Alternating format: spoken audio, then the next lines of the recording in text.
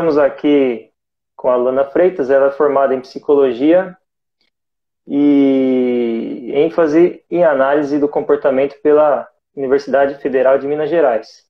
Atua há mais de 4 anos como Community Manager, né, gestão de comunidades, e atuou nas comunidades da FIEMG, né, Federação das Indústrias de Minas Gerais. Federação das Indústrias do Estado de Minas Gerais, membro da Hive, comunidade empreendedora, chancelada por Harvard, Stanford, entre outras instituições. Então tem um olhar da perspectiva de business também, né, e inovação, bem bacana. Além de outras empresas, né, Oracle for Startups, Coworkings e entre outras comunidades. Também teve aí a participação e é curadora, né, de conteúdo storytelling e organizadora e licenciada do TEDx UFMG e TEDx Savassi, né, dois TEDx que acontecem no estado de Minas Gerais. Muito legal. Especificamente em Belo Horizonte, né? Quando eu tava lá, né? Porque eu morei em BH há 7 anos, então aconteceu quando eu tava lá e agora eu migrei para São Paulo. Aí eu não sei se eu vou mexer com o TEDx em São Paulo ainda ou não, estamos pensando. Precisa.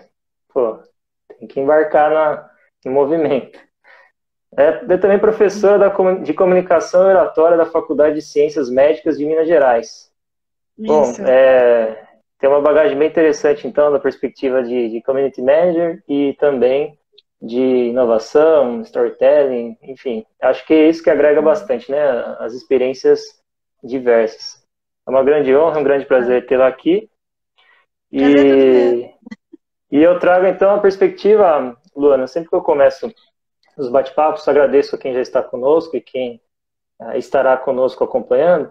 Eu trago uma perspectiva de um olhar do que eu tenho sobre a temática, né? Então, se nós analisarmos da perspectiva de comunidade, nós, seres humanos, já vivemos em comunidade, né, desde os nossos antepassados, desde o que a gente se entende como seres humanos, né, como sociedade, mas assim, como indivíduos, né, quando a gente nasce, a gente já vive numa comunidade, num nicho, né, seja familiar, seja depois iniciando nossa educação na escola, com grupos. E da perspectiva do olhar de negócios, nós temos muitas empresas que têm um desafio de engajar, né, os colaboradores, engajar os clientes, os consumidores, a estarem associados a essa marca, a realmente embarcarem no que a marca é. E a pandemia trouxe diversos desafios para essas empresas, da perspectiva de apresentar inovação, mas uma inovação certeira e não inovações que potencialmente tragam um embargo ruim para a marca, né? Então, é aquela coisa, ou eu faço ou não faço, mas também tenho que analisar se de fato faz sentido fazer. E se a gente olhar da perspectiva de marketing, eu trago algumas empresas que eu gosto, que trabalham muito com gestão de comunidades e que de fato aliam o sentido de pertencimento, né? Seja marcas de negócios, sejam grandes eventos. Eu gosto muito do Burning Man, que é um evento que acontece no deserto, que as pessoas levam os seus mantimentos e passam uma vida, digamos, realmente enclausurada no deserto. Então eles criam tudo do zero, o evento, e depois realmente finalizam jogando fogo e queimando tudo e falando que acabou e bora para a próxima. E é um evento muito significativo. Então, eu recomendo quem já teve a oportunidade de ir novamente, que é muito interessante. Eu não tive oportunidade, mas eu sei como funciona e tenho muito interesse em ir. E também para negócios é algo absurdamente incrível, assim, que vários CEOs e várias pessoas vão para lá para ter um autoconhecimento aflorado. Nós temos uma grande marca para quem gosta de moto, Harley Davidson. E temos também empresas que associam a marca agora com as redes sociais. Então, dessa perspectiva, nós tivemos a compra, por exemplo, em 2017, da Meetup, né, uma plataforma de gestão de eventos e encontros, pela WeWork, né, que de fato não é o core business dela, mas ela ampliou o portfólio comprando a Meetup por $200 milhões. nessa perspectiva de que a gente já tem a comunidade intrínseca como sociedade, da perspectiva de negócios, eu gostaria de te perguntar, Luana, o que de fato é para você gestão de comunidade e como que você vê isso no cenário atual, né? Se vai ser de fato muito mais difícil de trazer as pessoas para estarem engajadas e participativas, ou se até facilita esse processo com toda a tecnologia que nós temos agora e com as pessoas estando mais online, né? Cada dia mais. Então, Matheus, eu acredito que quando você falou que a gente sempre viveu em comunidade, e na verdade a gente sabe mais viver em comunidade do que em formatos tradicionais. Tanto que a família é um formato muito novo para a gente, né? A gente não para pensar, mas a família é uma constituição de 700, 800 anos atrás. Então, em tempo de evolução humana, é muito pouco tempo. E o que eu vejo de gestão de comunidade é que a gente quer estar conectado. E aí o que acontece é, tá conectado, a gente acha que toda hora tá em evento, tá participando de 1000 conteúdos online, a gente acredita nisso. Só que isso não nutre, isso não dá o sentimento de estou conectado. Então, para mim, a visão de comunidade é, eu sinto que eu tenho que estar ganhando dentro desse espaço. Então, quando eu crio uma comunidade, eu tenho que pensar o que as pessoas que vão estar lá dentro vão estar ganhando por fazer parte daquilo. Porque a comunidade, ela vem do ganha-ganha. É onde eu ganho, o outro ganha também. E aí, quando a gente fala disso no presencial, às vezes é um pouco mais fácil, porque, né, você faz um evento, as pessoas estão ali, você tem estratégias para você fazer as pessoas se conectarem. Entendeu? Então, a gente tem estratégias para as pessoas se conectarem, para elas se sentirem pertencentes. Então, tudo isso acontece. Agora, quando a gente vem para o mundo online, o que eu tenho visto de movimento são as pessoas querendo falar: ah, eu quero criar minha comunidade, mas eu quero que as pessoas se retenham a mim. Entendeu? Tipo, o meu conteúdo é 100% a mim. Eu falo, então, assim, então crie o que a gente chama de posicionamento de marca e de fãs.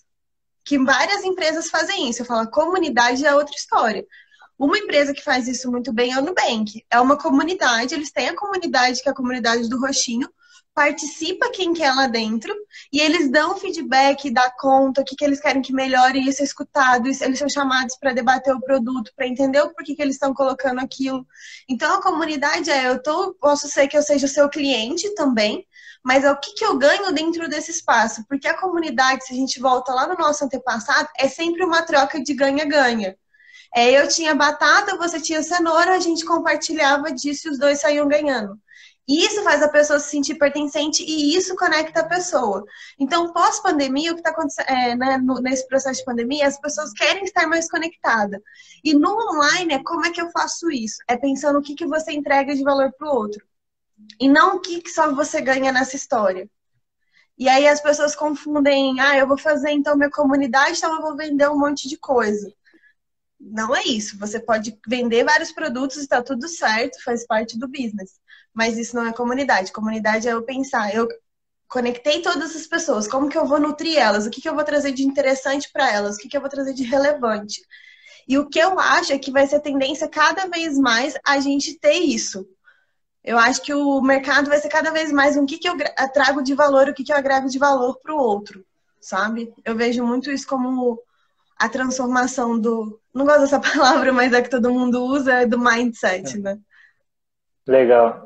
A Leslie falou aqui, pertencimento, você também comentou de pertencimento, e você diz, acho que da perspectiva, né, do formato ganha-ganha e do formato de gerir conhecimento, produzir conhecimento, obviamente você vai ter assim, um olhar de querer certamente alguma troca, seja por estar aprendendo, seja por estar otimizando sua marca pessoal ou por uma possibilidade de venda de um produto ou serviço, né? Mas também, se você olhar só da perspectiva da venda e de querer fazer, né, uma parte só ganhando, é basicamente o que a gente vê no modelo de negócios de grandes marcas ou influenciadores digitais nos dias de hoje, né? E a gente tem que ter também na premissa básica que é um desenvolvimento, né? Empresas começam, né, tem seu start inicial, não é do dia para a noite que vão ter esse engajamento e esse desenvolvimento de uma comunidade já formatada, a não ser que já tenham adquirido, através de fusão e aquisição, ou de estratégia muito bem qualificada, para nutrir isso, mas são pessoas, né? Acho que as marcas, antes de tudo, são pessoas. Essa dificuldade, você vê essa dificuldade das empresas entenderem esse processo de que as pessoas também fazem a marca da empresa. Então, se tivermos alguma coisa ruim acontecendo com alguma pessoa, ela vai trazer aquilo para o networking, para o ecossistema, a fim, talvez, de, certamente, uma hora ou outra, a empresa ser desqualificada no negócio que ela faz.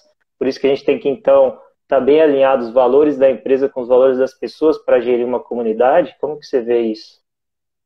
Eu acho que tem que entender que são coisas diferentes. Eu acho que uma coisa é a empresa, outra coisa é a comunidade. Eu acho que o erro acontece quando se funde, porque uma hora a empresa vai querer só ter lucro e tá tudo certo. Por isso que eu falo, a comunidade ela tem que ser pensada à parte. A comunidade ela tem que ter os valores dela à parte. Então eu tenho o meu negócio aqui e eu quero dentro dele criar uma comunidade, tá tudo certo. Mas a comunidade ela tem que ser pensada à parte. Porque quem tá ali vai querer outro tipo de conexão, outro tipo de envolvimento.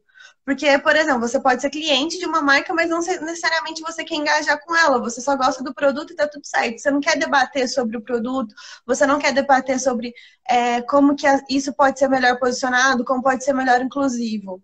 Você não quer pensar nisso, você não quer ficar dando feedback. Porque tem pessoas que querem, e isso é muito bom. Quando uma marca acha essa pessoa, ela tem que acolher ela. Então, por isso que eu falo, a comunidade é pra galera que quer engajar, que quer interagir, que quer pensar, que quer criar. Entende? Então, para mim, primeira coisa, as marcas têm que entender isso e colocar como coisas diferentes.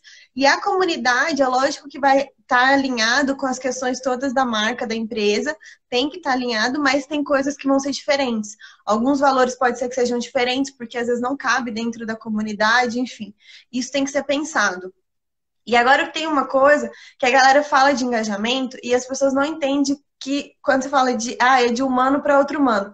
No discurso é muito fácil ser falado, mas no entendimento não é assim que acontece. Então, no discurso é tudo lindo, é de humano para um humano, as marcas são construídas por pessoas, no discurso é muito lindo, mas chega uma hora que isso não é entendido. E por que eu falo isso? Porque nós, como seres humanos, a gente conhece uma coisa, a gente fica super animado com ela, então a gente vai aprender muito com isso, do que a gente gostou, mas depois a gente fica mais ou menos, né? A gente fica num. O poder de excitação nosso diminui. E aí eu falo que o que uma comunidade tem que fazer, ela tem que gerar esse pico de excitação e manter. O problema é que a galera que faz a comunidade quer ter coisa toda hora, sabe? Quer ter pico de excitação toda hora, que a galera seja feliz toda hora e tal. E não é. O descobrir uma comunidade para ela funcionar é você ter um pico de excitação, você continuar mantendo ela no momento.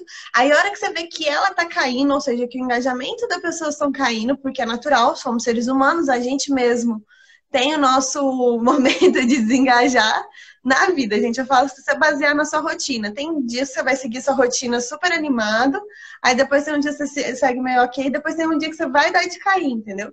Aí no dia que você dá de cair, é a hora que a comunidade tem que injetar alguma coisa para dar um gás. E aí a hora que vem, tipo, o grande evento, porque toda hora que todo mundo quer fazer vários eventos, todas as coisas, tudo tem que ser incrível, tudo tem que ser muito. E isso também não é legal, porque a gente não consegue absorver tudo isso.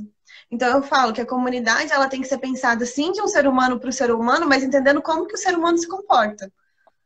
Entende? Porque quando eu fui chamada para ser community manager, eu passei todo o meu processo seletivo sem saber o que era isso.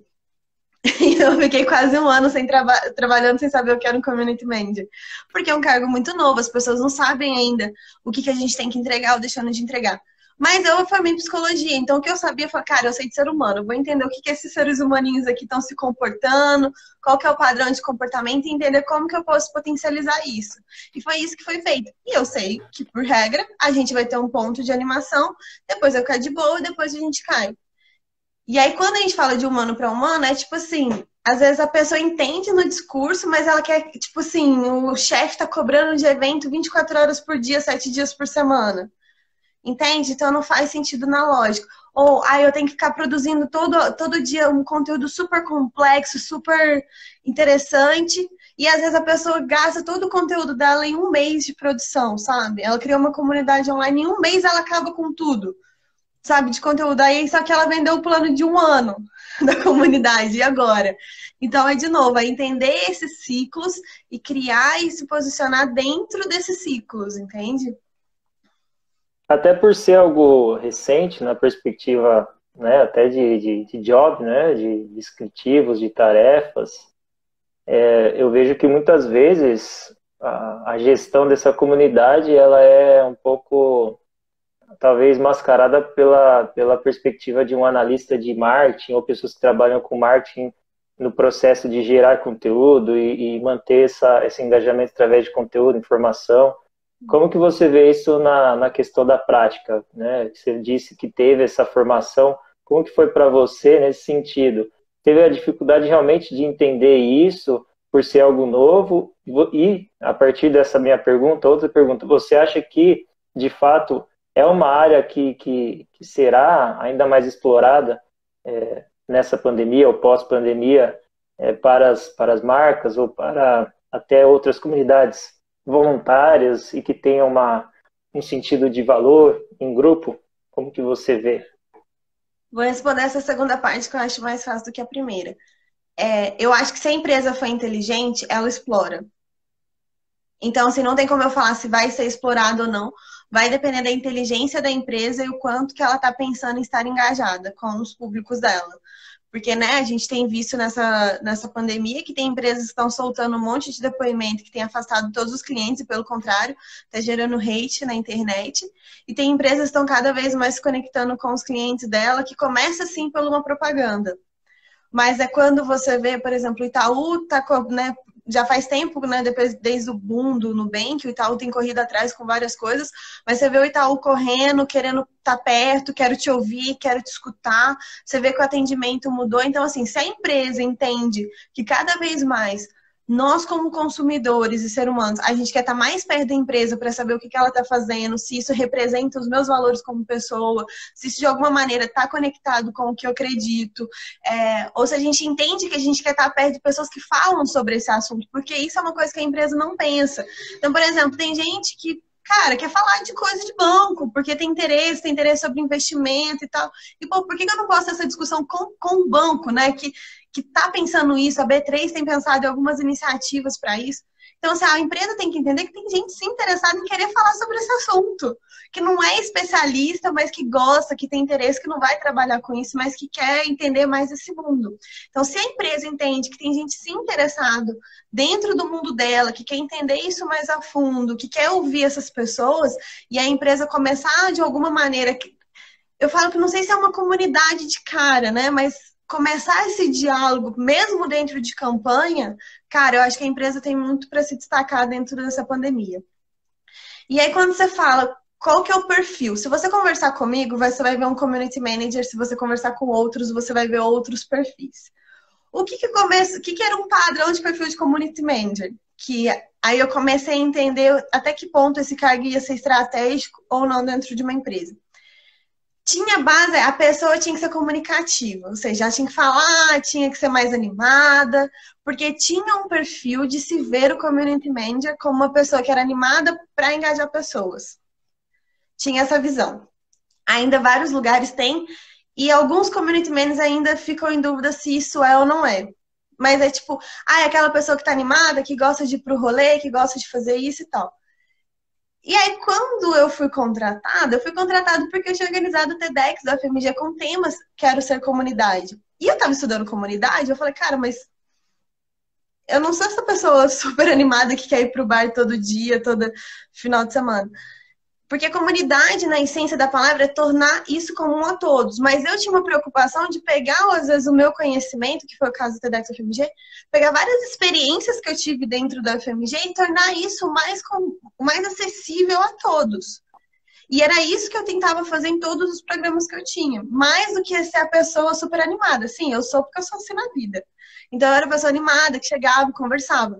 E aí tem sim um posicionamento que é importante, que é eu tenho que estar disposta a ouvir o cliente. Então, ou o membro da comunidade. Então, uma coisa que todo community manager tem é que ele tem que gostar de conversar, mas aí o que eu vejo é mais do que isso, ele tem que gostar de ouvir. Porque eu tenho que ouvir o outro para dentro dessa demanda eu entender como que eu construo alguma coisa. E aí você fala, tá muito associado ao marketing? Tá, porque eu trabalhava muito perto das pessoas de comunicação. Então, o que que eu fazia? Eu entendia a estratégia do que eu precisava para engajar as pessoas, eu entendia quais eram as ações, e aí eu conversava com o pessoal de comunicação, gente, eu preciso que comunique desse jeito, entendeu? Que eu acho que vai fazer mais sentido. E aí eles, dentro da expertise deles, faziam toda a comunicação. Então, sim, precisa dos dois lados. Porque às vezes, se a empresa entende isso, né, o community manager vai ser a pessoa que vai entender o padrão das pessoas lá dentro. E ela tem que pensar, quebrar a cabeça em qual que vai ser a ação mais interessante. E às vezes essa ação vai sair dela própria, ou vai sair em contato com o pessoal de marketing, ou às vezes envolve fazer uma parceria com uma empresa externa que vai gerar valor para a empresa e para as pessoas que estão lá dentro. Porque as pessoas que estão dentro dessa comunidade querem isso. Ou se eu estou falando de uma comunidade online, cara, agora eu quero falar sobre tal assunto. Você vê que a comunidade está falando muito sobre aquele tal assunto e você não é especialista. Pô, traz um especialista. Isso gera valor, entende? Então, assim, é muito ouvir o que está sendo falado lá dentro.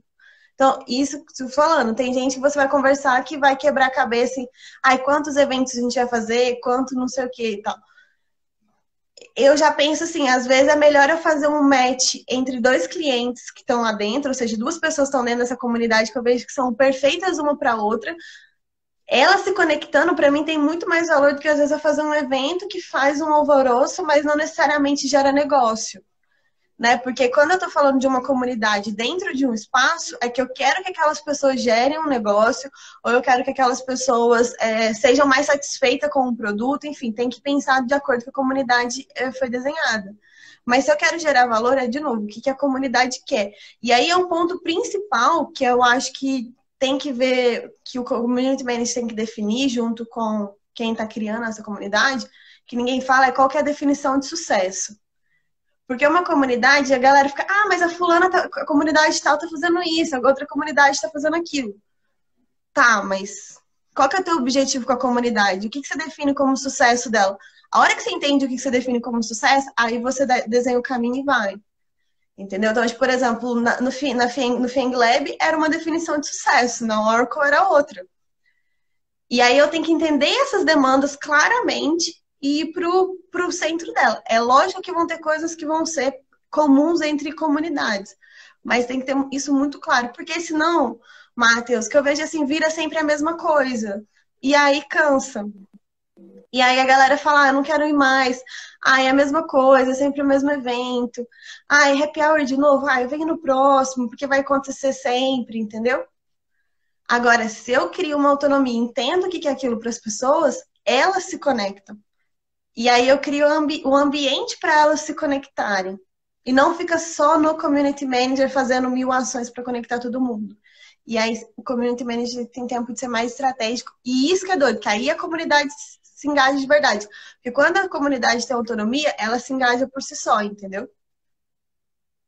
E até falando da perspectiva de eventos e de pessoas, tem pessoas que realmente são muito mais comunicativas e têm a facilidade de se comunicar com outros e fazer contatos, mas terão pessoas que ficam na delas, né? E aí às vezes tem essa dualidade, né? Poxa, eu vejo a pessoa, ela tá curtindo do jeito dela, não necessariamente ela precisa estar se comunicando com todos e fazendo todos os contatos possíveis. Obviamente ela tem o objetivo dela ali naquele momento e ela vai responder ao evento de uma maneira dela, né, de se pensar. Então, Exatamente. e nessa perspectiva, às vezes a gente fala, poxa, eu vou fazer isso, vou fazer aquilo, mas somos pessoas realmente. Então, nesse ponto, você falou de alguns padrões, eu queria entender do seu olhar, do que você já viveu nessas empresas, o que de fato faz sentido para essas empresas como indicador de qualidade para o sucesso dessa comunidade em si, do que você já viu. É um NPS de um evento? São negócios gerados? O que de fato você vê que faz sentido para essa comunidade em termos de indicadores? Porque você precisa mensurar se está de fato atingindo esses valores, esses objetivos que você disse. Então, se já tem eles qualificados, quais são alguns padrões que você já viu que um ou outro são usuais, assim, majoritariamente? Como eu trabalhei muito em programa com startups, né? A maioria delas eram aceleradoras de startups. uma métrica era geração de negócio. Uma métrica era geração de negócio, sim. Ou com os stakeholders, ou entre elas, enfim. Então, uma métrica que eu tinha que gerar era geração de negócio, inclusive dentro do coworking era uma das métricas. Ou parcerias, enfim. Mas isso, de novo, isso era específico desses lugares. Aí depois, outras coisas eram, tipo, um era posicionamento no mundo de inovação, o outro era, por exemplo, a FIENG. Muito do que a gente fazia era para mostrar para a FIENG que aquilo tinha valor, entendeu? Porque o FIENG Lab era uma instituição à parte da FIENG. Então, muita coisa que a gente tinha que fazer era mostrar para a FIENG que aquilo era possível, como se conectar com as startups, como gerir toda essa conexão. Então, eu falo de novo, a métrica vai depender muito da definição de sucesso. Por isso que eu falo, a definição de sucesso ela é essencial para definir quais são as métricas. Então, por exemplo, no FIENG, como a gente conseguia muito mentor, eu tinha a métrica de participação em evento. Então, sim, eu tinha que gerar engajamento das pessoas em evento. Lá, isso era muito importante. Por quê? Porque a gente estava validando o programa. Então, como a gente estava validando o programa e mostrando para dentro como que isso era importante, então eu precisava de métrica de engajamento, métrica de conexões. Então, eu media as conexões, entendeu? Se chegava um investidor para conversar, eu tinha que saber com quantas startups eles conversaram, como que isso aconteceu, o que gerou disso. Então, tudo isso era mapeado. Mas, de novo, tudo depende. Às vezes, para uma comunidade online, às vezes vai ser, tipo, quantas pessoas vão estar ao vivo ou perguntando. Porque, tipo assim, tá ao vivo é uma coisa, mas quantas pessoas estão perguntando, estão respondendo e estão interagindo? Isso é muito interessante, sabe? Às vezes é muito mais importante. Eu acho que uma pessoa perguntou aqui, deixa eu ver. Perguntou se como gerir essas pessoas dentro da comunidade. Então, assim, uma coisa que eu colocava era, sabe o perfil mais difícil? Porque, assim, pegar aquele perfil que é desembolado, que sai conversando, que puxa assunto com todo mundo e tal, esse perfil, cara, ele vai se virar sozinho. Entendeu? Então, eu tentava entender qual era o perfil do cliente mais difícil do espaço, né, no caso, porque, gente, de novo, eu trabalhava muito com espaço físico, mas eu tentava imaginar qual era o perfil mais complexo, ou seja, a pessoa que interagia menos, ou que às vezes tinha um negócio muito complexo de ser conectado. Eu mapeava tudo isso e falava, cara, se eu conseguir engajar esse cara, eu consigo engajar o resto. Então, eu sempre falo, porque pegar o perfil do que a gente entende que é o perfil ideal é muito errado, porque esse perfil ideal sempre vai ser a pessoa que já engaja, que se interessa, que participa, que responde. Mas assim, aí é muito bonito, né? Mas não são todos. Então, uma dica que eu falo, para gerar conexões reais, pensa qual que é o perfil mais complexo que você tem dentro dos seus perfis de pessoas que convivem, que interagem na sua comunidade, e pensa como que eu consigo engajar essa pessoa. Se você conseguir engajar a pessoa que tem um perfil mais complexo, ou seja, igual você falou, que é mais quieto, que é mais isolado, ou que às vezes não gosta de falar tanto do negócio dele, se você consegue essa pessoa para falar do negócio dela, para se apresentar, para se posicionar, e aí você tá gerando valor para todo mundo, porque às vezes essa pessoa, ela quer se sentir confortável, porque assim, o que já fala é muito fácil ele se sentir confortável para falar, para se expor. Mas o que é mais quieto, se ele se sente confortável para falar, para se expor, esse está no caminho certo. Aí você está no caminho certo. Aí sim você está gerando valor para todo mundo está se sentindo pertencente. Porque eu se sentir pertencente é eu poder ser quem eu sou dentro daquele espaço e organizar. E aí outra coisa, gente, que gera conexão são regras. Eu falo que regras são uma coisa que gera muito conexão. Parece abstrato, mas parece contraditório, na verdade, mas é o que funciona. Então tem que ter regras, assim, eu tenho que saber. E aí tem um material que é muito legal, gente, vocês podem usar, que é o Community Canvas. Ele é um material open source, então seja aberto para todo mundo. Mas no Community Canvas, ele fala muito assim, você tem que saber como que você vai fazer quando essas pessoas entrarem, como que vai ser o onboarding dessas pessoas. O onboarding dessas pessoas na sua comunidade faz com que elas já se sintam mais confortáveis para poder se expressar dentro da comunidade. E a outro ponto é quais são as regras. Porque aí quando as pessoas sabem quais são as regras, elas sabem como agir ali dentro. E isso gera um conforto para elas poderem se posicionar. Porque elas sabem o que pode ou não pode ali dentro. Entende?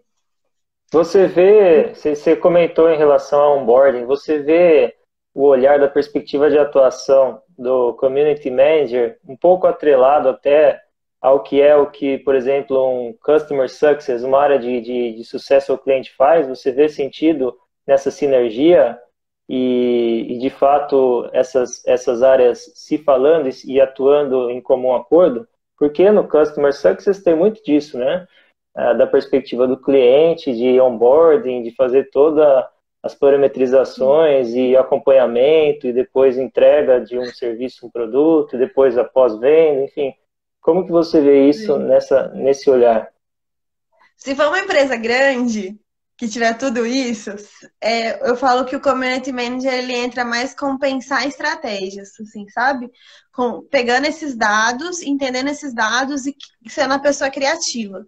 Agora, por exemplo, umas empresas que eram, tipo, times enxutos, igual eu era, eu fazia tudo, entendeu? Então, tipo, o Community Manager era o Customer Success, era o pós-venda, era o que, tipo assim, às vezes eu tinha que fazer a produção de comunicação, porque às vezes o pessoal de comunicação tava over, então, assim, era meio que o faz tudo, sabe?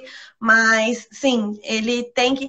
Eu falo que um bom community manager, uma hora ele sai da operação.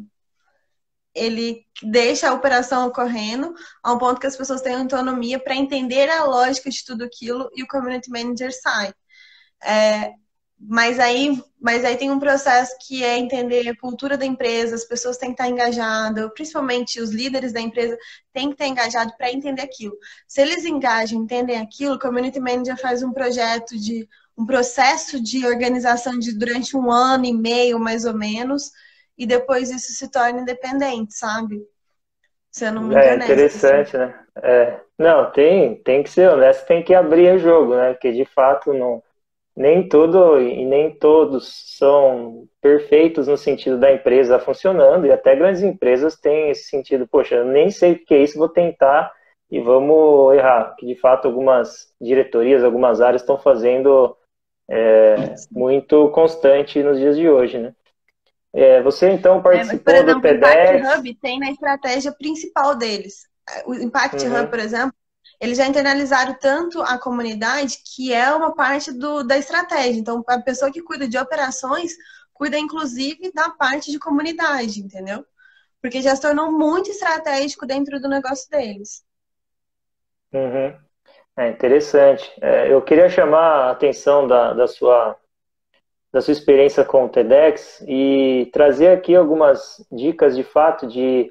Você citou da sua experiência em grandes empresas e médias empresas, em companhias diversas, né, da perspectiva corporativa, mas eu queria entender do seu olhar, da perspectiva como voluntária, né, de algumas organizações, algumas iniciativas que você recomenda para o pessoal aqui que tem interesse em aprender mais, em fazer parte dessas comunidades, né? Você gostaria de trazer algumas que você conhece ou que você viveu? Cara, eu acho que eu falo que assim, o voluntariado para mim é um jeito de acordar para o mundo. Eu falo que eu não saberia nada de community managers, na gestão de comunidade, se eu não tivesse passado pelo TED. Né, organizar o evento do TED, eu falo que o TED tem um lado que é fácil, que ele já chama o público automaticamente pelo nome. É um nome muito forte, né? Que a brand se construiu, mas eu falo que pro lado de dentro já é bem mais complexo, porque quando você tem uma brand muito forte, você tem várias expectativas. Então, eu falo que o trabalho para fazer um evento TED é redobrado no sentido de atender as expectativas. Cara, eu já participei do TED, já participei do Movimento Empresa Júnior, já participei da ESEC. A Hive é uma comunidade, ela não é voluntária, ela é mais focada em desenvolvimento, entendimento de negócio e tudo mais. Mas eu acho que quando você vai para uma comunidade, você tira o... Ah, tem Startup Weekend, assim. Quando você vai para uma comunidade voluntária, eu acho que é legal porque você consegue ver o que é valor de verdade, entendeu? O Leslie até perguntou para cima se o que conecta são valores. Quando você vai para um movimento voluntário, sim, você vê que valor conecta pra caramba.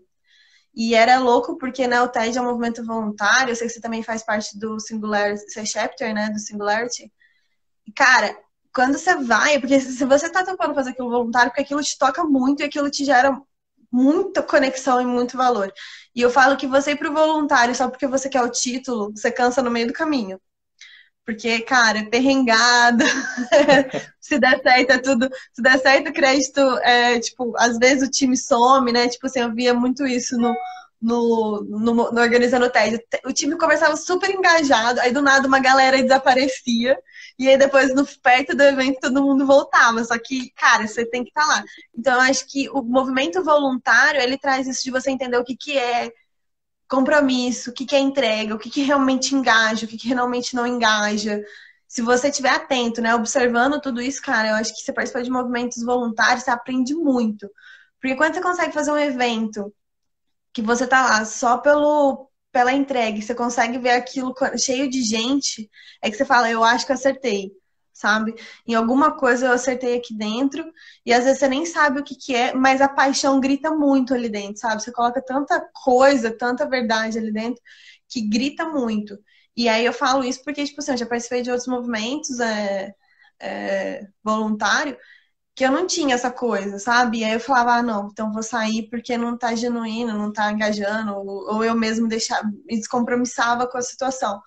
Eu acho que quando a gente entende isso, a gente entende o valor daquilo, sempre flui, sabe? Mas aí a questão é, quando você vai para a empresa, você não tem essa opção de, ah, agora eu tô super animada, ou a galera tá super animada. Então, eu também aprendi que, cara, às vezes eu passava por algum movimento voluntário e falava, agora tá chato. Não, mas vamos lá. O compromisso foi feito, tem que ser entregue, o objetivo tá lá e tal. Nem sempre, porque assim, quando você tá como líder, por um lado também é muito motivador. Quando você tá como líder, porque a responsabilidade é toda sua. Então, eu observava quando eu estava sendo voluntária em movimentos que eu não era líder. Porque eu sou muito. Se tem que fazer, eu vou fazer. Principalmente quando o negócio está na minha responsabilidade, sabe? Tipo assim, ah, é minha responsabilidade, então eu vou fazer, eu vou entregar. Agora, quando não era 100% minha, às vezes era mais difícil de eu manter motivada. Então, eu falava, cara, deixa eu pensar. E aí eu via o que, que eu me engajava. E aí eu trazia isso, inclusive, para os lugares pagos. Porque, cara, de verdade é mais difícil, sendo muito honesta. Porque o voluntário, quem vai é o cara que quer, sabe? O cara já tá animado. Aí o evento fica legal, fica descolado, aí vem um monte de gente para assistir. Mas quem tá na organização já tá animado. Então é diferente. Porque quando você tá dentro de um espaço que se impôs que vai ter community manager, nem sempre a galera tá tão animada assim, tão engajada no propósito. Às vezes a pessoa só tá falando assim, ah, eu só tô aqui porque eu sei que vai ser bom pra minha marca, da minha empresa. Aí você fala, ai tá, mas e aí? Então como é que eu vou te engajar, entendeu? Sim. Eu gosto de colaborar também nesse sentido, né, das minhas perspectivas do que eu já vivi. Então, vejam que, do meu olhar, né, pessoalmente falando, eu acho que o que te causa brilho no olho e interesse, né, que você vai ter na sua vida alguns momentos que você vai ter mais interesse em determinado tipo de temática, e você também vai ter que ter aquele sentido, poxa, eu quero me desafiar ou eu quero ficar na minha zona de conforto? Nesse sentido, por exemplo, eu que fiz a graduação em turismo, eu não tinha uma amplitude de um olhar de, por exemplo, gestão de administração, né? Então, como eu gosto de gestão, negócios e essa parte como um todo, eu também fiz parte do movimento Empresa Júnior, que começa lá na universidade, né? Então, você tem, para quem está estudando, ou teve oportunidades de entrar numa faculdade, numa universidade, que recomendo que façam parte de movimento Empresa Júnior, de movimento AIESEC, né, Jovens Lideranças, também fiz parte, e realmente desenvolve a liderança e seu olhar crítico sobre muitas coisas, e começa na universidade, né.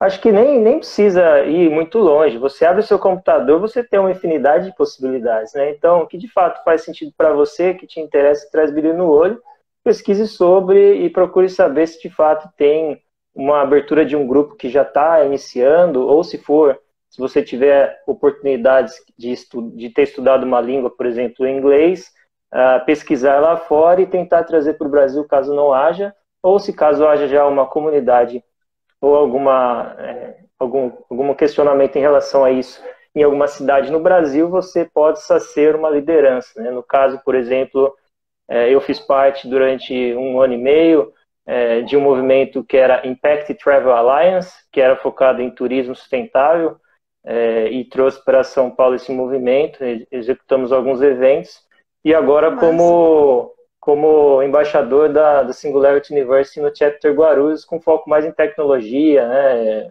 transformação digital, organizações exponenciais, que é o que realmente agora eu atuo palestrando e pesquisando, junto com lideranças que também trabalham com isso. Então veja qual que é o seu momento que você tem interesse que te traz brilho no olho, né? Porque realmente trabalho voluntário é isso, né? Você trabalha muito mais e a recompensa é daquilo lá bem feito e você Você deve talvez ser mais possa, tranquila, né? ah, você possa talvez ter uma grandes dificuldades, mas você tem aquele olhar, poxa, eu fiz de tudo para conseguir entregar o meu melhor e fiz, né? Então, acredito muito nisso, né? Se a gente olhar da perspectiva do ganha-ganha, principalmente em aprofundamento de conhecimento, eu gosto muito disso. Quando a gente faz uma atividade como essa, por exemplo, a gente sai muito mais, da minha perspectiva, aprendendo muito mais do que fazendo algo, né, acontecer. Por exemplo, se você é minha convidada, certamente eu estou aprendendo muito mais do que estando no seu lugar, né, da minha perspectiva, né? Então, acho que assim, essa troca é muito rica. Então, essas oportunidades, nos momentos atuais, acho que estão mais ainda sendo otimizadas nesse processo. Agora, não perder esse brilho no olho e essas oportunidades, né? Assim, vai de cada um de nós. E acho que a palavra realmente é brilho no olho e interesse, porque se não tiver, não fizer sentido para você, você não tiver paixão no que está fazendo e não te causa interesse realmente de, poxa, eu vou fazer aquilo, vai ter desafios. Certamente você sofreu isso com o TEDx, né? Que tem toda uma complexidade também, não é fácil. Sim, Então, algumas. por aí, né? E acho que é muito interessante. E desenvolve, né? Desenvolve liderança, desenvolve capacidade de entender o outro, desenvolve muitas coisas. Mas eu falo que comunidade, pra mim, o resumo dela é ser curioso, sabe? Eu acho que um dos motivos pelo qual eu dei certo como community manager é porque eu era muito curiosa. Tipo, curiosa até demais, sabe? Porque o TED foi curioso, o TED foi uma curiosidade, foi tipo, literalmente sonhei com o TED, tá? Que eu estava organizando, aí eu liguei para uns amigos loucos, adoro ter meus amigos loucos, falo, mano, vamos organizar? Vamos! E aí os amigos animaram, a gente começou a organizar, e cara, mas é sempre muita curiosidade, sabe? Porque o TED era isso, o TEDx era tipo, cara, qual que é o assunto, qual que é a pessoa que, sabe, que vai falar sobre esse olhar, sobre isso. Então era sempre muita curiosidade pelo outro, pela pessoa que estava ali. Quando eu tava com as startups, cara, o que essa empresa faz, sabe? Tipo, ter curiosidade real e não só, tipo, a mini bio da startup, mas, cara, me conta exatamente qual que é a solução que você traz, o que você tá vendendo, porque eu falo, cara, eu tenho que entender sobre a vida do outro, isso que é a questão da comunidade, eu tenho que entender exatamente quem é você, para eu entender como que essa comunidade pode te ajudar, onde que vai ter. Aí você fala, nossa, Luana, cansativo, né? Sim, mas é isso que faz a diferença. É lógico que depois, de novo, quando uma comunidade se estrutura e ela fica muito grande, alguns movimentos orgânicos e naturais vão acontecendo. Mas enquanto isso, sim, se eu tô falando de uma comunidade pequena, eu tenho que ter curiosidade por todas as pessoas que estão lá. Eu tenho que saber o que essas pessoas fazem, eu tenho que saber o que elas estão lá. Eu falo que tem que saber o nome, mas eu sou muito ruim de nome, entendeu? E aí eu chamo todo mundo de ser humano. Todo lugar que eu vou, eu falo ser humano, aí todo mundo já sabe que é comigo, entendeu? Aí eu falo que bom que ninguém se sente ofendido, porque tá todo mundo na mesma classe e tá tudo certo. E aí a galera gosta. E aí, essa questão do brilho do olho, pra mim, vem na curiosidade, sabe? Quando você tá ali curioso, querendo entender, aprender, quebrando a cabeça, que, né, o livro do Flow fala muito, né? Quando você nem tá pensando em quantas horas você tá gastando na solução daquele problema, isso é o brilho no olho, né? Isso é a vontade de fazer o negócio acontecer. Mas para mim, no meu caso, meu brilho no olho é muito vinculado à curiosidade. Enquanto eu tenho curiosidade, o negócio vai fluindo, as coisas vão acontecendo. Aí você fala, nossa, Luana, mas você já conheceu tudo, tá? Então vou ter curiosidade pelas empresas externas, como que elas podem vir, como que elas podem ser parceiras. E aí eu tenho que conversar com os clientes, gente, faz sentido eu trazer essa empresa e tal? Como é que faz para vocês, sabe? Tipo, para mim muito vai de curiosidade. Porque igual você falou, vai lá e estuda, parece óbvio, né? Vai lá, procura, se joga no movimento Empresa Júnior, parece óbvio, mas não é, porque envolve curiosidade, envolve, eu quero fazer uma coisa diferente, envolve a coragem de explorar, entendeu? De testar. E, cara, que da hora que você mexeu com essa coisa de turismo, porque, cara, viajar pra mim é um dos atos mais de curiosidade e de paixão que tem, porque você vai, você nem sabe como é que vai ser, você não sabe como é que vai ser o aeroporto na hora que você chegar, como é que vai ser o hotel. É um processo muito de. Mas a curiosidade é tão grande que você vai. Você vai, chega lá, você descobre o que acontece. E eu acho que quando a gente fala de eventos, comunidade online, comunidade presencial, quando a gente fala de movimentos de inovação, eu só vejo sentido quando eu vejo que tem curiosidade. Tipo, realmente, como que eu vou aprender isso? Como que isso vai ser aplicado? Como que isso vai ser pensado? Então, quando eu vou gerar conteúdo, quando, por exemplo, eu tinha que fazer eventos, ou mesmo no TED, eu pensava assim, cara, como que isso vai ajudar minimamente a pessoa, mas também vai gerar curiosidade, ou seja, relevância para que ela pesquise isso. Porque no final das contas, a curiosidade vem muito quando eu entendo a importância daquele assunto. Quando eu entendo a importância daquele assunto, eu vou querer ir a fundo. Então, quando eu estava fazendo os eventos, montando painel, criando conteúdo, eu sempre pensava assim, cara, como que eu vou fazer para que isso seja apresentado de uma maneira que seja relevante para o outro, que o outro se interesse muito por aquilo e isso gere curiosidade para que ele, no mínimo, termine o dia dando um Google no que é isso. Nem que ele não vai fazer, mas se ele der um Google ali, eu falo que meu dia foi feito, ou que ele termine o dia querendo bater um papo com o palestrante, é porque foi bem feito. Ou se acabou o evento, eu falo, gente, uma métrica de sucesso do evento é quando acaba o evento e a galera fica. Mesmo que não tenha happy hour.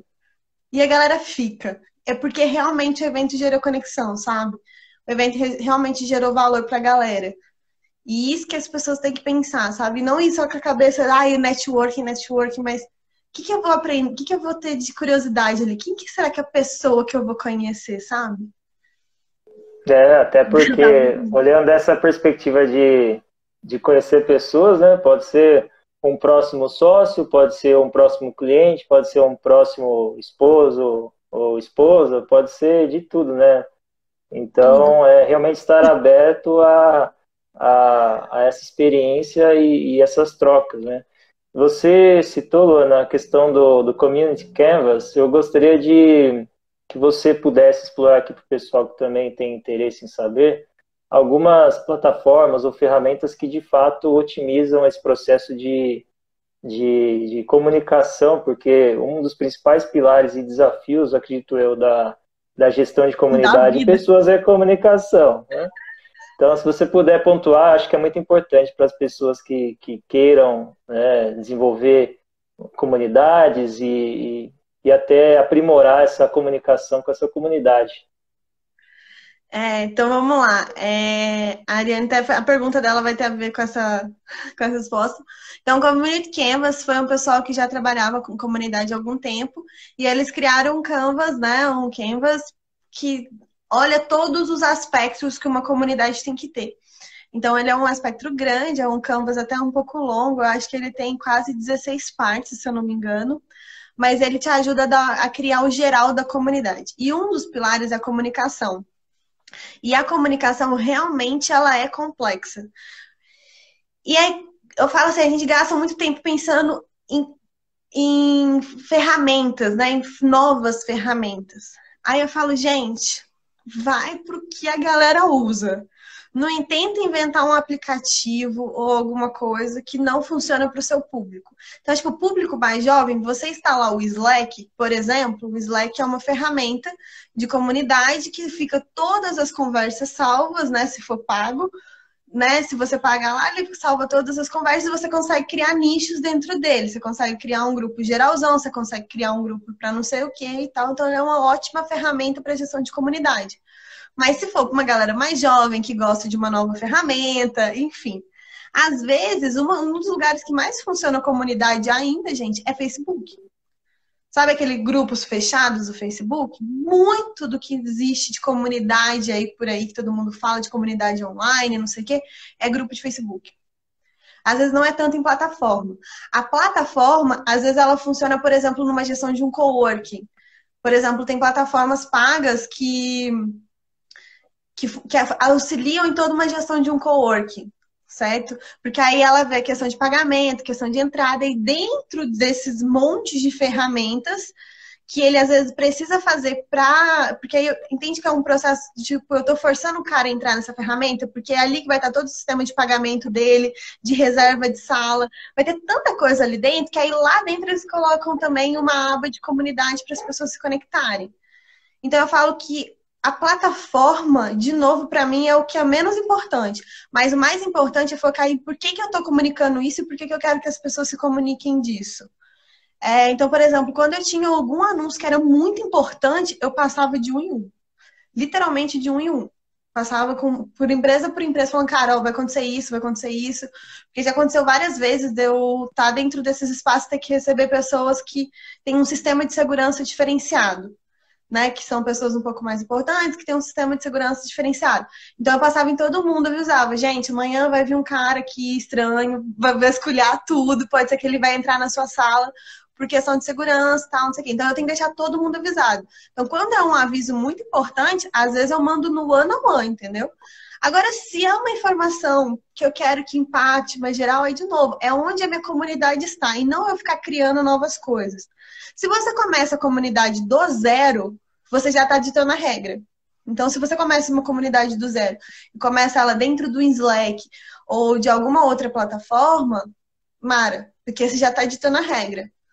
Agora, se você está começando ou você já tem alguma coisa construída e desse momento você quer criar uma comunidade, de novo, entenda onde faz sentido. Então, o Slack é uma boa, o Telegram funciona bem, mas, de novo, depende se a galera já tem um hábito, entende? Assim, mas o Telegram é uma boa. E eu falo, depende, se você cria o engajamento, todo mundo fica focado em newsletter. Eu falo, então, depende. Mas se você faz, por exemplo, das suas redes sociais uma rede social interessante, inclusive para as pessoas da sua comunidade, às vezes você pode chegar com avisos lá dentro, mas você tem que se tornar interessante. E aí eu falo que a comunicação não é de você, como que você gosta de comunicar, mas como que o outro recebe a sua comunicação e dentro do estilo dele. Aí você fala, Ana, eu vou ter que mandar pro WhatsApp? Às vezes vai.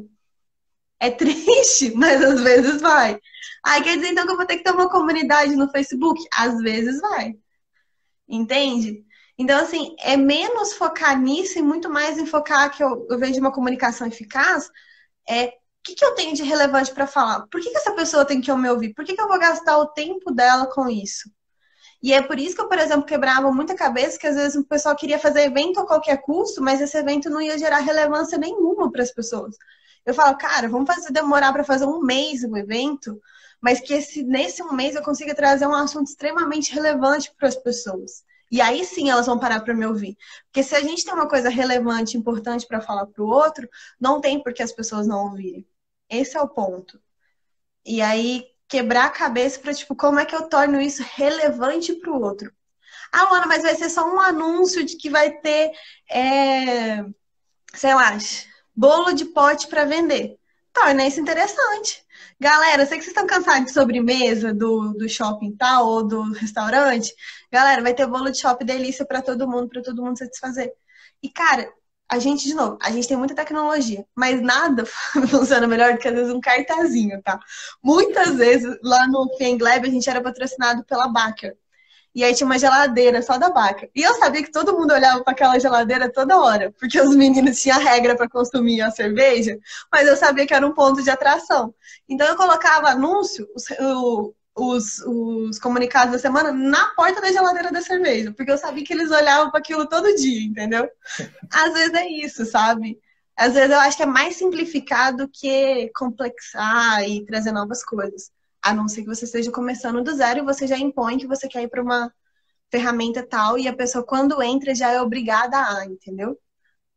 Eu falo, olha, interessante essa perspectiva, porque a gente realmente, nos dias atuais, acha que tecnologia digital vai solucionar tudo. Obviamente, vai otimizar alguns processos, né? Vai agilizar, mas não é a solução para tudo, né? Então, esse olhar de entendimento até da perspectiva do outro também é um desafio que você se colocava nele, né? De, poxa, qual é o ponto que as pessoas estão passando por, observando e realmente vão ver o que eu estou comunicando e, de fato, receber a mensagem, né? Então, acho que é um ponto importante. Porque no final a gente gosta de comunicação ao vivo, entendeu? Por que a pandemia está deixando todo mundo louco?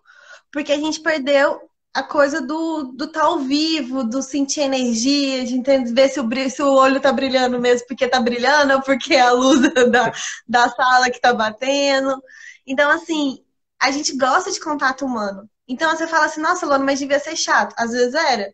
mas os meninos todos gostavam, que eu passava de um em um. Então, assim, é difícil, mas tem que ser entendido. E às vezes complicar é um jeito de, inclusive, afastar a comunidade. Porque aí, às vezes, a pessoa fala, caralho, mas eu não. Ah, então eu não vou para aquela comunidade porque eu não sei mexer naquela ferramenta. Mas depois que as pessoas estão adaptadas, que as pessoas estão habituadas, às vezes você pode, inclusive, ir para uma ferramenta mais complexa. Mas aí é um processo de mudança de comportamento do humano que é um pouco mais complicado. Eu falo assim, eu pego exemplo assim. Vamos lá, Matheus. Não sei, você vai para academia todo dia? Não. Mas você não Não fala sou que você mais quer ir esse. pra academia todo dia? Mas você não fala que você quer ir pra Não, academia todo dia? Eu falo que eu vamos lá, também, velho. vamos lá. Mas assim, falar que eu quero ir pra academia todo dia, eu falo todo santo dia. Nossa, Mas eu não quero ir pra vai. academia. Por quê? Porque falar e mudar o comportamento não é no mesmo ritmo, entendeu? Se É. fosse assim, seria muito fácil, né? Eu falar, agora eu falo que eu quero mexer com isso. Aí eu vou lá e mudo meu comportamento. Eu falo, eu queria esse dom. Todo mundo fala, o que você queria? Dom de voar? Não, eu falei, não, eu queria o dom de falar e mudar meu comportamento na hora, entendeu? Porque não é rápido. Então, quando eu falo adaptar a uma nova ferramenta, envolve o tempo de mudança das pessoas. Porque, igual eu falo, o pessoal começou. E sabe por que eu falo isso, Matheus? Eu fui ver uma discussão. Eu vi o Roda Viva do Felipe Neto. E tem um cara que trabalha com comunicação. E eu fui ver uma discussão que rolou no LinkedIn dele. E aí, a galera começou a fazer umas pontuações sobre o Felipe Neto que não fazia sentido. E eu falei, gente, mas de onde que eles estão tirando esses pontos? Aí eu tive que falar assim, vamos voltar. Falei, Luana, você consome YouTube desde que o YouTube existe. Então, eu falei assim, há 10 anos atrás eu já consumia YouTubers. Eu falo, a minha comunicação veio dos YouTubers. Eu consumia mais YouTubers do que, por exemplo, televisão aberta. E aí eu entendi que eu estava conversando de um ponto, de um lugar, de pessoas que começaram a consumir YouTube ontem. Porque começou a ter filho, começou a achar que tinha que assistir YouTube, ou começou a ficar sabendo que alguma pessoa que ele gosta começou a fazer um canal no YouTube. Entendeu? Que consumiu o YouTube como fonte de pesquisa e não como fonte de entretenimento. Entendeu? E aí você fala, caraca, mano, mas entendeu? Para mim não era óbvio que as pessoas não usavam o YouTube, inclusive como fonte de entretenimento. Não, Uhum. muitas pessoas só usam como fonte de pesquisa, porque não é da cultura, não é do cotidiano deles utilizar, inclusive, uma ferramenta, de novo, que está aí no nosso cotidiano, normalzinha, bonitinha, que é o YouTube, mas usavam como fonte de pesquisa, não entretenimento. E, cara, quando eu parei pra pensar nisso, eu falei, gente, aí a galera tá indo pro É. Instagram agora, e eu gosto de conversar sempre com pessoas bem mais velhas que eu, tipo assim, pra eu Luana, conseguir ver o só mundo. avisando aqui, o nosso tempo vai encerrar. Passa a Sim. bola para você finalizar seu pensamento aí, se é que a gente lembra o que a gente está falando. Mas eu falo que não, porque quando eu falo isso, que a gente tá falando muito de ferramenta, né? E aí quando eu trago esse exemplo, por exemplo, quando eu tava discutindo, e eu não tenho, para mim não é natural pensar como que as pessoas não usam, por exemplo, ferramentas como o YouTube como entretenimento, é porque que eu vou complexar a minha comunidade trazendo ferramentas que não é tão natural para eles também, entendeu? Então, às vezes, a gente fica muito preso na ferramenta e a comunicação não está fluindo, a comunicação não está acontecendo. Porque simplesmente a pessoa não tem o hábito daquilo. Então, eu falo, cara, às vezes a pessoa está no WhatsApp, então vamos tentar pro WhatsApp. Ela está no Instagram, como é que eu posso fazer esse movimento no Instagram? Conversar com eles no Instagram? Será que é fazer um grupo fechado só para passar aviso pro pessoal que tá ali nessa comunidade? Então, assim, é sempre mais pensar, de novo, em como tornar essas pessoas inclusivas.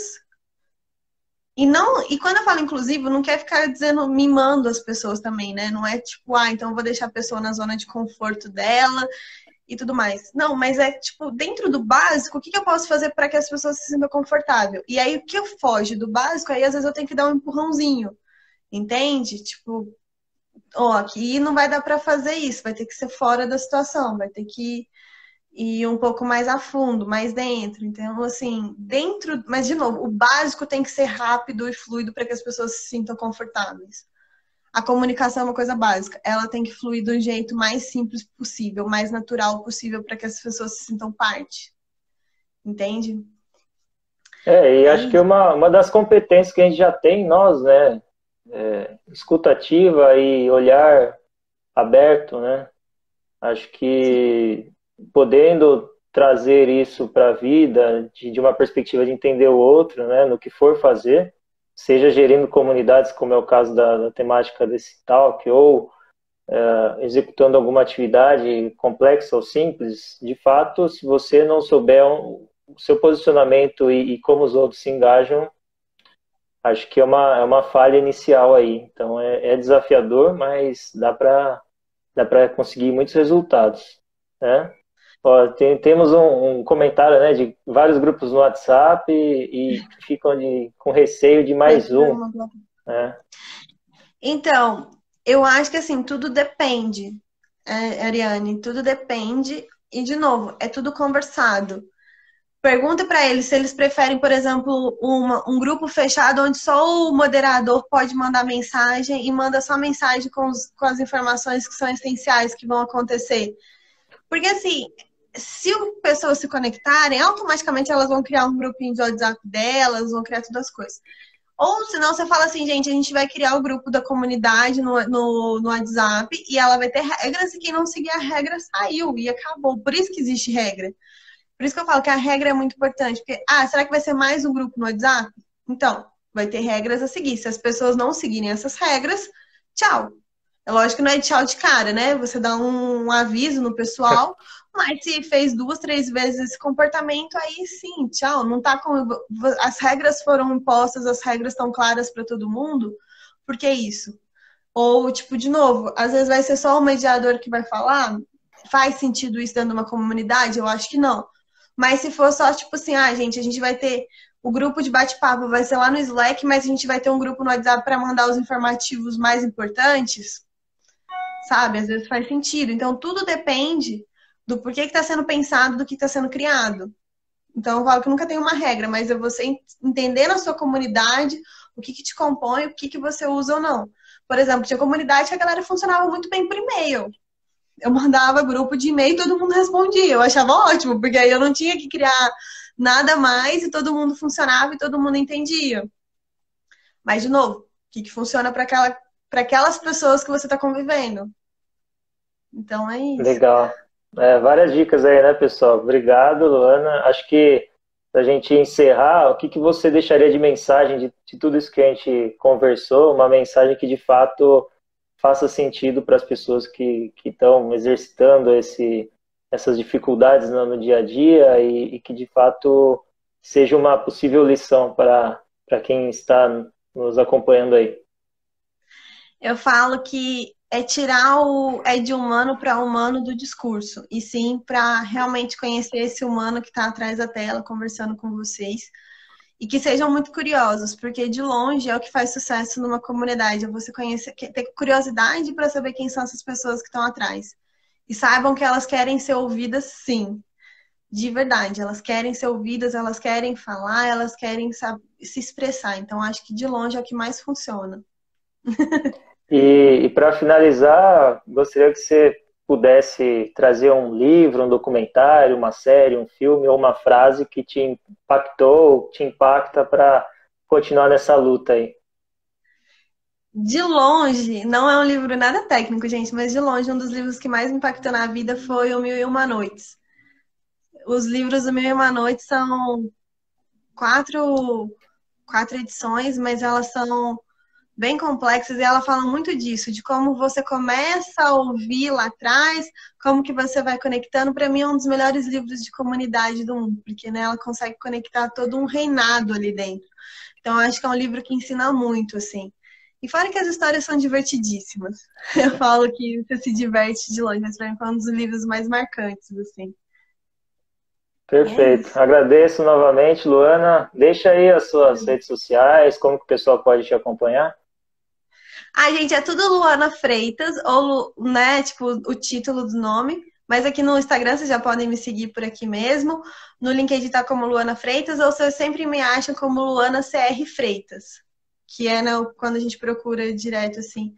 E aí eu tô super aberta para conversar, trocar papo, estamos sempre aí. E, Matheus, foi uma honra. Obrigada pelo convite. Obrigado novamente. Agradeço a todos que ficaram conosco e que queriam ainda mais. Acho que gostaram muito desse bate-papo, né? Então, quem sabe a gente não pense em outras oportunidades aí. Mas muito Quem obrigado sabe? Vai ser um novamente, prazer. tá bom? Obrigada aí. Grande prazer. Tchau, tchau. Ótima Prazer, semana a gente. todos. Tchau, até mais. Tchau.